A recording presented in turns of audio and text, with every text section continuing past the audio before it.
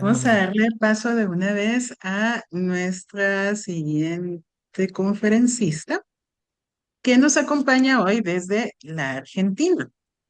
Y ella es Ana Clara Pico Lambert. Ella es profesora y licenciada en Historia por la Facultad de Filosofía y Humanidades de la Universidad Nacional de Córdoba, Argentina. Es gestora cultural pública por el Ministerio de Cultura de la Nación y tiene un curso de posgrado llamado Córdoba en los 60 y 70, Historia Oral y Local, con un trabajo final de curso en Historia Reciente e Historia Local, problemas y abordajes para su estudio dentro del programa Política, Sociedad y Cultura en Historia Reciente de Córdoba, en el área Historia y Política Contemporánea del Centro de Estudios Avanzados UNC.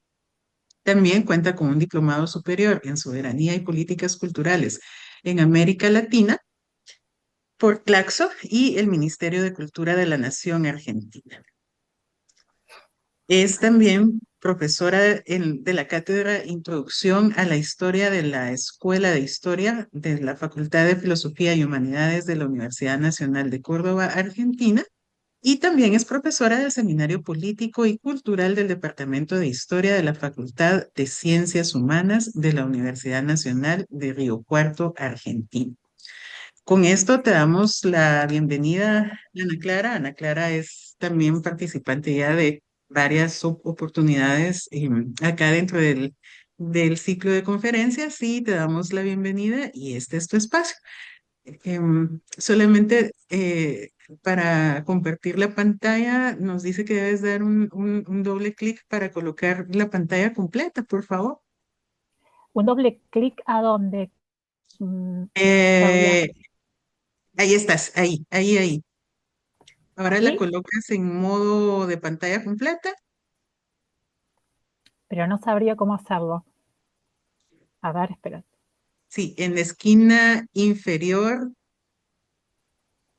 a derecha vas a ver que dice 67% y hay un más y un menos. Si voy viendo de derecha a izquierda. No, no me doy cuenta dónde es eso. Hay como un símbolo de un A ver. librito abajo. Ah, lo que pasa, perdón. Al, A al ver, lado hay esperen un como segundo. si fuera un letrero, un letrerito. Pero, pero yo no estoy compartiendo pantalla, ustedes pueden verla, Sí, porque yo veo a Marco en la pantalla, ahora veo a Claudia. no. Nosotros sí vemos acá tu presentación. Sí. Sí, bueno, no me doy cuenta cómo es.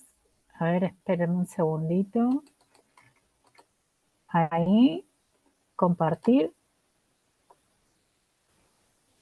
¿Dónde está el librito? Aquí está el librito. A ver, Y al lado hay eh, como si fuera un no, no letrerito. sé qué me ponen. Hay un librito y al lado un letrerito entre. Sí, ahí está. Ahí lo pueden ver. Sí, y vemos en pantalla Ujú. lo que dice pregunta de investigación. Perfecto, perfecto. No, nos vamos aquí con esta.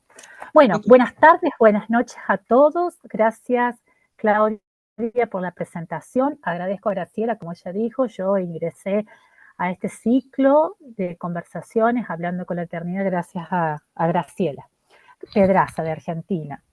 Bueno, en este oportunidad yo quiero presentar este trabajo, que es un largo trabajo de investigación, muy largo, que voy a tratar de que se vea reflejado en estas pocas placas de el PowerPoint. Se llama Cuerpos Sagrados, Cuerpos Incorruptos, Representaciones y Prácticas Cristianas en torno a los cuerpos difuntos.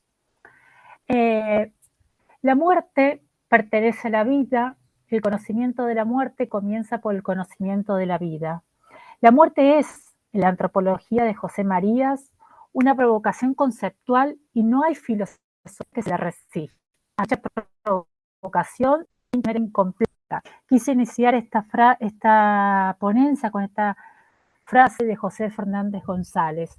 Esta cita de José Fernández González afirma que la muerte está intrínsecamente ligada a la vida y que el conocimiento de una surge del conocimiento de la otra. destacando al pensamiento de José Marías. La muerte es una provocación conceptual para la antropología, la historia y cualquier filosofía que corre el riesgo de ser incompleta. Esta idea central postula que la comprensión de la muerte es esencial para una comprensión completa de la vida y por extensión de la experiencia humana. Esto lo dice Fernández González en Acompañar en el duelo de la ausencia del significado de la ausencia. La muerte como parte de la muerte de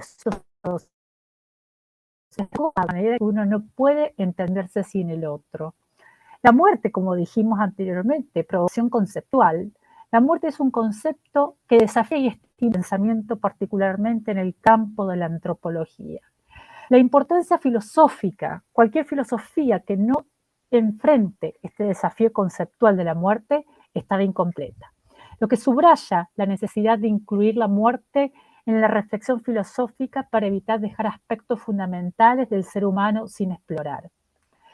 En esta introducción, la muerte es un fenómeno universal que trasciende las diferencias sociales, culturales y religiosas. En el cristianismo, en donde está enfocado este trabajo, el cuerpo ha tenido un lugar central desde los orígenes, vehículo de la encarnación divina, objeto del martirio y signo visible de la promesa de la resurrección.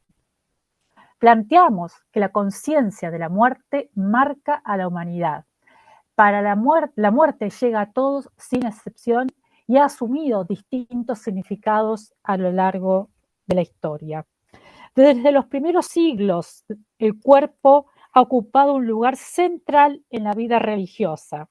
Fue el vehículo de la encarnación divina, el instrumento del martirio, el objeto de los sacramentos y finalmente el signo visible de la promesa de la resurrección. Dentro de esta tradición, los cuerpos de los santos, y especialmente aquellos que desafían la corrupción natural de la muerte, han sido objeto de una devoción particular que se manifiesta en las prácticas de conservación, exhibición, peregrinación y culto. Este trabajo parte de una pregunta amplia. ¿Por qué determinados cuerpos muertos adquieren un estado sagrado dentro del cristianismo y qué sentidos se juegan en la sacralización? El interés se orienta hacia el análisis simbólico y ritual de los cuerpos incorruptos y de las prácticas religiosas que lo rodean, reconociendo en ellos una compleja red de significados que involucran nociones de pureza, poder, santidad y transgresión de los límites entre la vida y la muerte. Lejos de reducir la incorruptibilidad a una anomalía médica o a una superstición marginal, este estudio propone abordarlo como un fenómeno cultural y religioso, donde el cuerpo difunto opera como signo visible de la verdad invisible, articulando elementos doctrinales, teológicos, afectivos y políticos.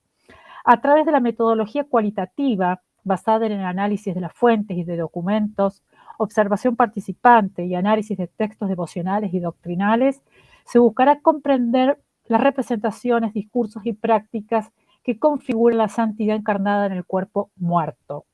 Este proyecto se inscribe entre el cruce de la antropología simbólica, la historia de la muerte, la sociología de la religión, la teología y los estudios del cuerpo, y pretende aportar una reflexión más amplia sobre cómo las sociedades religiosas materializan lo sagrado, negocian con la muerte y configuran la carne como signo de lo divino. La tradición cristiana entiende que la muerte es el castigo que debe cumplir el hombre por ser pecador. De esta manera, lo explica Martínez Gil en La muerte vivida, no es Dios el responsable de que los hombres mueran, sino estos mismos por desobedecer y pecar. El autor cita pasajes del Génesis y dice, puede comer todos los árboles del jardín, mas del árbol de la ciencia del bien y del mal no comerás de modo alguno, porque el día en que comieres ciertamente morirás. Génesis 2:17. Y de la epístola de los Romanos de San Pablo, que dice, cito, por un hombre entró el pecado al mundo y por la muerte, y así la muerte pasó a todos los hombres porque todos pecaron.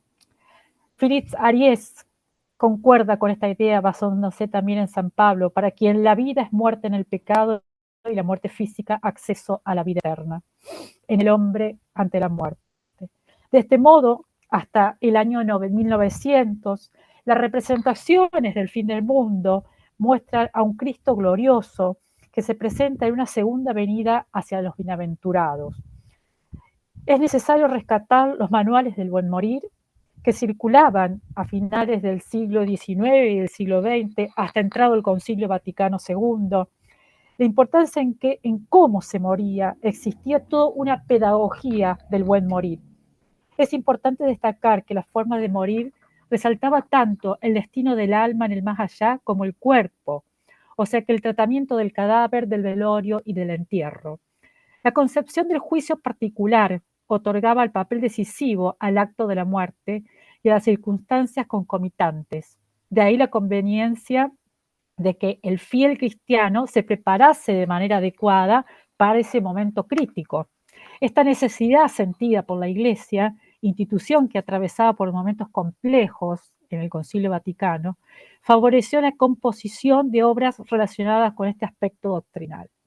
De acuerdo con Edgar Morin, la conciencia sobre la muerte está relacionada con la domesticación de la vida y el desarrollo de la organización humana. Dicho de otro modo, los animales no se saben mortales, al contrario de los humanos, que son capaces de entenderlo como individuos. De hecho, la preocupación y la conciencia de la muerte es una marca identitaria de la humanidad. Por ello mismo, las preocupaciones con la muerte y los muertos ha definido culturas y civilizaciones enteras, organizado la vida social, religiosa, simbólica, política alrededor de este sistema. Entonces, la pregunta central y más específica es cómo se construye, interpreta y se ritualiza el valor sagrado de los cuerpos difuntos e incorruptos en el cristianismo y qué sentidos religiosos, simbólicos y sociales se expresan en esta práctica. Esta pregunta busca desentrañar no solo las creencias que sostienen este fenómeno, sino también las formas concretas de gestión simbólica, corporal y ritual que permite que un cuerpo muerto sea concebido como signo de lo divino y no como desecho profano. Los objetivos, voy a leer el principal, comprender los sentidos religiosos, simbólicos y sociales que los cristianos atribuyen a los cuerpos difuntos e incorruptos, especialmente en relación con las prácticas de la veneración, las creencias sobre la santidad y la construcción de lo sagrado en el cuerpo muerto.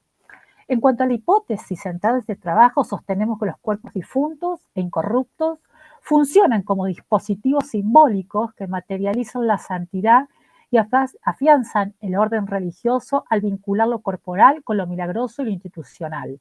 En contextos cristianos, la incorruptibilidad corporal no solo se interpreta como un signo divino, sino que se ritualiza para reforzar una experiencia de lo sagrado, encarnado, legitimando tanto la fe de los fieles como el poder de la Iglesia que gestiona su exposición.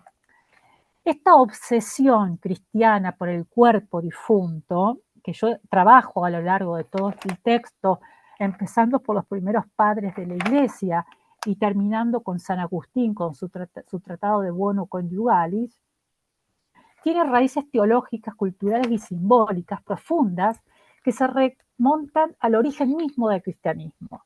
No es simplemente una fijación morbosa, sino que responde a una concepción espiritual del cuerpo, la muerte y la resurrección.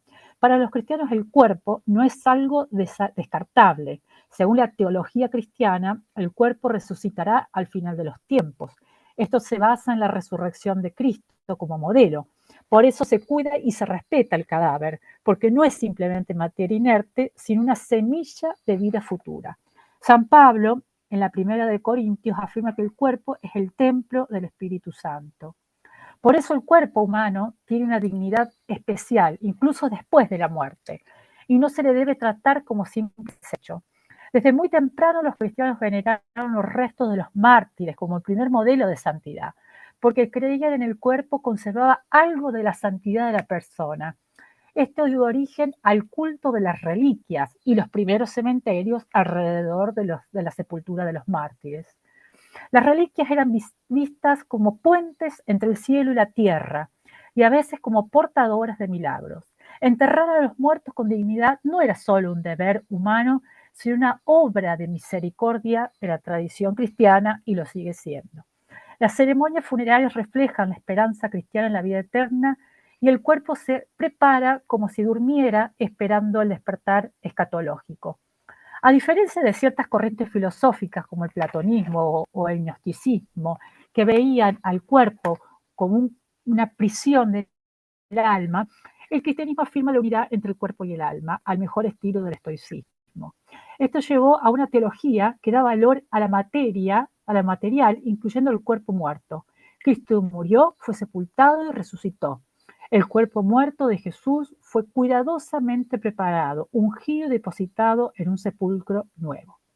Imitar ese rito se convirtió en un modelo para tratar los cuerpos de los fieles. El cuerpo y la muerte del cristianismo. La concepción cristiana de la muerte ha sido modelada por el relato bíblico de Génesis, como leí en parte, donde el pecado introduce la muerte en el mundo. Según Martínez Gil, no es Dios el responsable de la muerte, sino es el hombre por su desobediencia. La teología paulina sostiene que la vida es muerte en el pecado y la muerte física es acceso a la vida eterna, sostiene en Aries. Hay una pedagogía del buen morir. Durante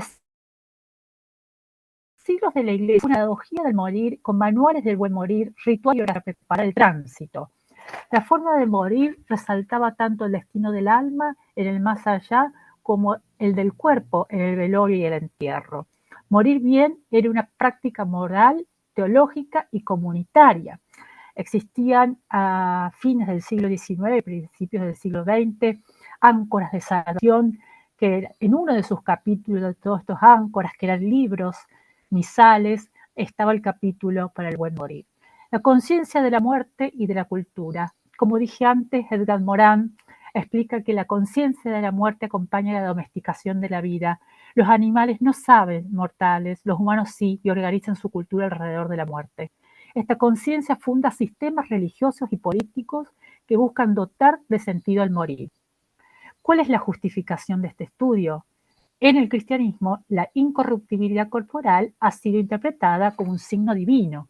Los cuerpos incorruptos son tratados como reliquias sagradas. Estos cuerpos, lejos de ser residuos mortales, son objetos de ritos, peregrinaciones y conservaciones técnicas que les confieren valor singular.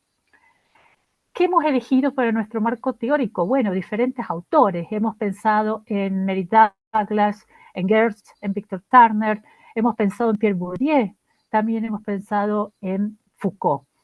Con Clifford Miller pensamos o sostiene que la religión crea un orden de sentido mediante el símbolo que expresan verdades absolutas. El cuerpo incorrupto condensa la creencia en la resurrección y la victoria sobre la muerte. Mary Douglas, Pureza y Peligro, analiza cómo las culturas organizan la pureza. Lo impuro es lo que no encaja en el orden de lo simbólico. En el cristianismo, el cuerpo muerto suele representar la impureza, pero en el caso de los santos incorruptos se convierte en signo de pureza trascendente. Con Pierre Bourdieu permite pensar, o pensamos, que los cuerpos santos como acumuladores de capital simbólico. El cadáver incorrupto puede funcionar como una forma de autoridad religiosa encarnada que reproduce el hábitus católico. Con Victor Turner pensamos la liminalidad. Describe la liminalidad como el estado intermedio entre dos mundos. El cuerpo incorrupto encarna esta ambigüedad, ni vivo ni muerto del todo. Su fuerza ritual deriva de su ambigüedad, al situarse entre lo celestial y lo terrenal. Con Foucault, aunque nunca escribió sobre los santos y la iglesia, pero sí escribió sobre el cuerpo, el poder y la biopolítica. Ha estudiado el cuerpo como un objeto de saber y de control. El autor explica que la mirada del cuerpo santo, gestionado por instituciones que regulan su exposición y conservación. El milagro requiere una tecnología de la carne donde lo teológico y lo biopolítico se entrelazan. Como les dije que trabajé a San Agustín, consideraba el cuerpo como reflejo de la armonía universal y el templo del alma. La vida del cuerpo no termina, sino que se transforma. La resurrección de la carne es alteración, pero no pérdida de la identidad. El cuerpo expresa la interioridad del alma. El cuerpo es un lenguaje para entender la estructura del alma. La materia se convierte en mediadora del espíritu, configurando una antropología simbólica cristiana. El cuerpo es un camino a Dios. El cuerpo, camino de Dios, encarnándose el verbo de Dios, el peso de la carne. La encarnación invierte la jerarquía platónica. La materia se vuelve vía hacia lo divino. Dios se revela en la carne, en su fragilidad y en su sufrimiento. Pablo y la teología del cuerpo. San Pablo enseñaba, el cuerpo es para el Señor y el Señor es para el cuerpo. El cuerpo humano, incluso en la muerte, conserva su dignidad y destino eterno. El cuerpo cristiano tiene un alcance divino en la carne donde se manifiesta la salvación. San Pablo decía, morir en Cristo significa que los creyentes, a través de su unión con Cristo, han muerto al pecado y viven para Dios. Esta muerte simbólica ocurre en el bautismo y significa que la vida del creyente ya no está bajo el poder del pecado, sino bajo la gracia de Dios. Esta nueva vida se vive para servir a Dios y al morir físicamente se espera que se viva eternamente con Cristo. Los restos mortales y su dignidad. La teología cristiana sostiene que el cuerpo del difunto mantiene una relación con la persona. El cuerpo del difunto conserva la dignidad de la persona humana y participa de la esperanza de la resurrección, como sostiene Karl Rahner.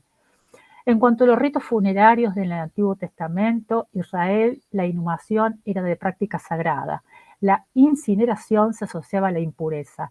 La visión de Ezequiel 37 con los huesos secos que reviven simboliza la resurrección corporal y la restauración divina. Los ritos funerarios en el Nuevo Testamento. Los cristianos adoptaron la sepultura siguiendo el ejemplo de Jesús. Negar la resurrección del cuerpo es negar la resurrección de Cristo.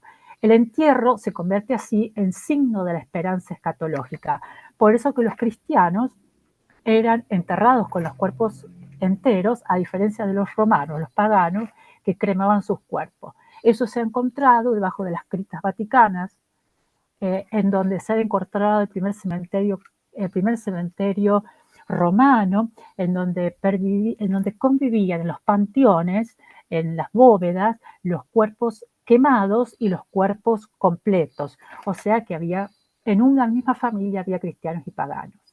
En cuanto a la incorruptibilidad del cuerpo y la modernidad, observamos que los cuerpos incorruptos desafían el paradigma moderno de la muerte higienizada, como habla Norbert Elias y todos los otros historiadores.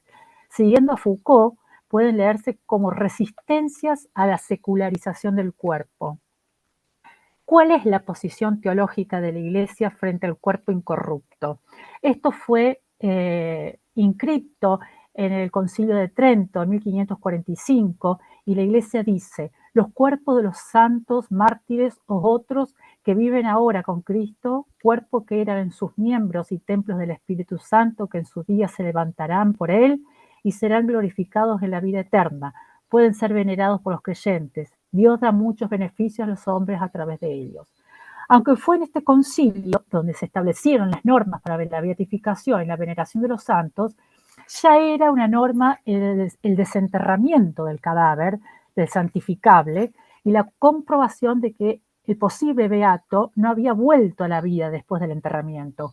Pues de ser así, el proceso de beatificación se suspendía, ya que no se le conocía sus pensamientos al verse enterrado en vida. Tenemos que ver a un texto de Ayala para poder entender esto del concilio ecuménico, del concilio de Trento, donde se describen estas posturas de la Iglesia. El ejemplo, yo tomo 3 ejemplos que analizo, que es el ejemplo de el Padre Pío de Pietrelcina, el ejemplo de Carlos Acuti y el ejemplo de Gregorio Pietro, un cardenal que fue desenterrado en el 2024, es el cuerpo desenterrado más recientemente. En el caso del Padre Pío de Pietrelcina, exhumado en el 2008, su cuerpo permaneció semi-incorrupto. La Iglesia lo presentó como un signo tangible de santidad. Los fieles los interpretaron como un milagro vivo de la presencia divina. Este ejemplo de intervención en el cuerpo. Hubo una reconstrucción facial, se realizó una reconstrucción del rostro con una máscara de silicona y cera, hecha por una empresa especializada de Gran Bretaña, Gemini Studies London, similar a técnicas usadas en los museos de cera o de cuerpos de exposición pública. En el cuerpo fue sometido a un procedimiento técnico de conservación, incluyendo técnicas modernas de preservación, aunque no se dieron detalles completos, se descarta la incorruptibilidad total y milagrosa. Aquí tenemos una foto de cuando fue exhumado el Padre Pío en el 2008 por orden del Papa Juan Pablo II. Aquí vemos cómo ya el cuerpo tratado y expuesto al público en San Giovanni Rotondo, aquí en la visita del Papa, en una urna de vidrio. Podemos ver a simple vista que las manos están corruptas, ¿no? Que sus manos que sufrieron las llagas están corruptas y siempre cuidado por sus hermanos, los frailes capuchinos franciscanos. El otro caso es el de Carlo Acutis. Ese joven fue canonizado, Carlo Acutis, fue exhumado en el 2019. Su cuerpo intacto causó gran devoción entre los jóvenes.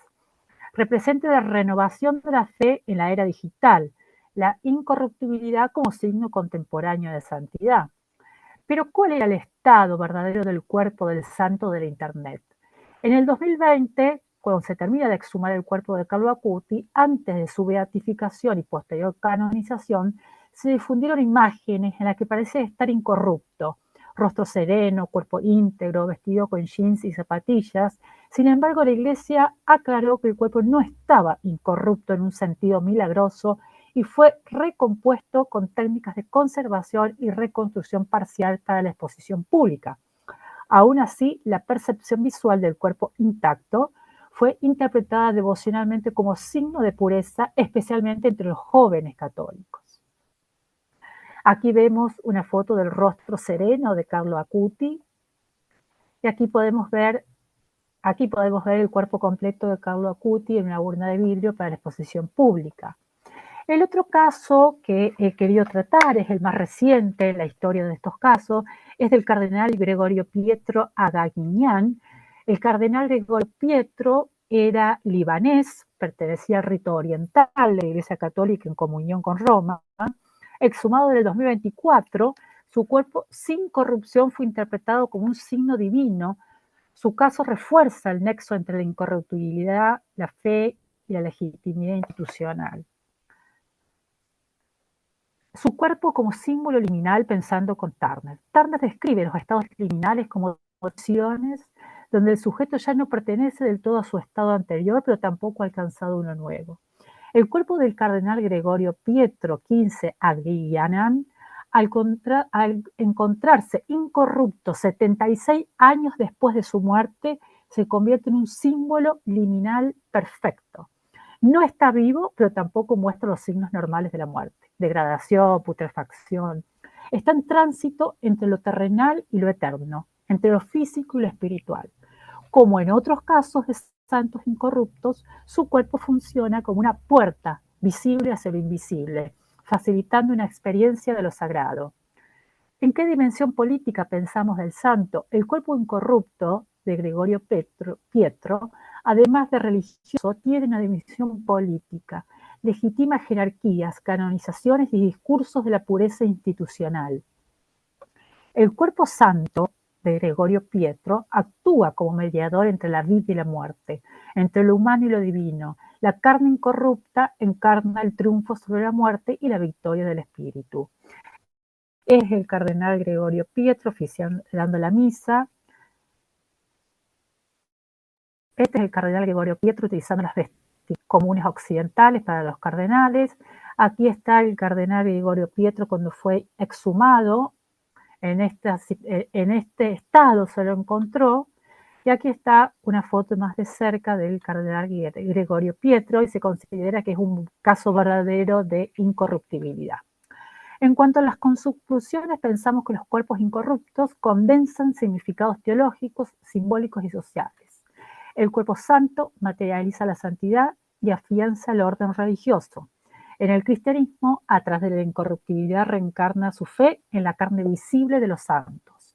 La veneración católica de los cuerpos incorruptos o conservados no es una excentricidad, responde a una estructura teológica, simbólica e institucional profundamente arraigada. El cuerpo del difunto se convierte en prueba material de la santidad vivida, signo de la promesa de la resurrección corporal, dispositivo de legitimación de la Iglesia y sus narrativas. Esta obsesión no es simplemente emocional, sino que constituye un sistema complejo para visibilizar el poder espiritual a través de la carne. Y es así que él fue encontrado como un hombre, Filipenses 2:7, inventus ut uomo, como bien se expresa en la Vulgata. ¿No hablamos de una invención cristiana del cuerpo? Invención que no viene de nosotros, sino de Dios mismo.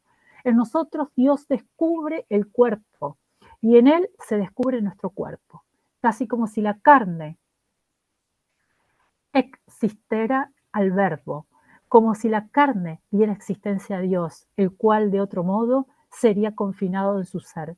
Cuando Orígenes de Alejandría se preguntaba, fuera de todo contexto cristológico, si está verdaderamente prohibido pensar que Dios no es inmaterial, sino de algún modo material, ¿no tenía razón? Su vieja queja no es al fin escuchada. En su verbo Dios tiene su cuerpo. Tenemos todo el derecho de retomar todavía hoy esta exclamación para nuestro propósito. Mi cuerpo ya no está solo. Convertido al cristianismo, mi cuerpo se comprende como mío, pero también al mismo tiempo como el de Cristo. Es Cristo que vive en mí.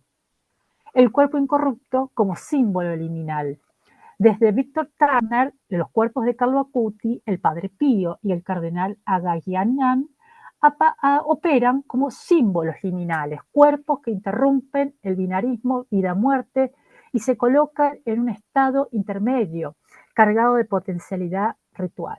El Padre Pío, su cuerpo conservado, actúa como punto de tránsito entre el presente de los fieles y el más allá. A través de su cadáver, los fieles tocan lo eterno. Carlo Un Acutis, minuto, por favor. ya estoy terminando. Carlo Acutis, joven moderno, digital, su cuerpo es liminal, por edad, contexto y significación, no encaja en el santo católico, pero genera una experiencia de sacralidad viva. Aguiaguian, su exhumación reactiva un tránsito devocional, político y religioso entre Oriente y Occidente, porque él es de Oriente, entre la historia y la actualidad. El cuerpo incorrupto es así un portal sagrado, es un mediador de otro mundo, que transforma al fiel al exponerlo en contacto con la potencia de un divino encarnado. El rito de la exposición del cadáver opera como una ceremonia de paso colectiva que transforma a la comunidad. El texto completo dice, está escrito en griego, no lo voy a leer, la palabra esquema habitu es difícil de captar. Podría lo mismo sugerir que no se trata más que de una apariencia o de una vestidura, pero todo el resto lo contradice. La palabra no sería bien captada si no tomamos la idea de manifestación en el sentido pleno, como lo entiende la fenomenología. Él se ha manifestado como hombre, ha encontrado su manifestación en el cuerpo. El cuerpo, manifestación de Dios, esto evitará también la prosaica explicación de la necesidad de un cuerpo para Cristo. Es un descubrimiento que hemos hecho, encontrado a Dios manifestándose, y es al mismo tiempo un descubrimiento todo nuevo de la carne, lugar de manifestación de Dios. Es difícil ir más lejos en la invención de la carne. Volveremos a hablar de esto en la fenomenología a lo largo del texto. Muchas gracias.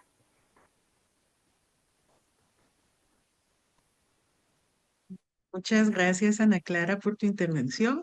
Solamente por cuestiones de tiempo, Graci, vamos a darle el espacio a los siguientes conferencistas y si nos quedan unos minutos al finalizar, lanzamos comentarios o preguntas para Ana Clara, por favor.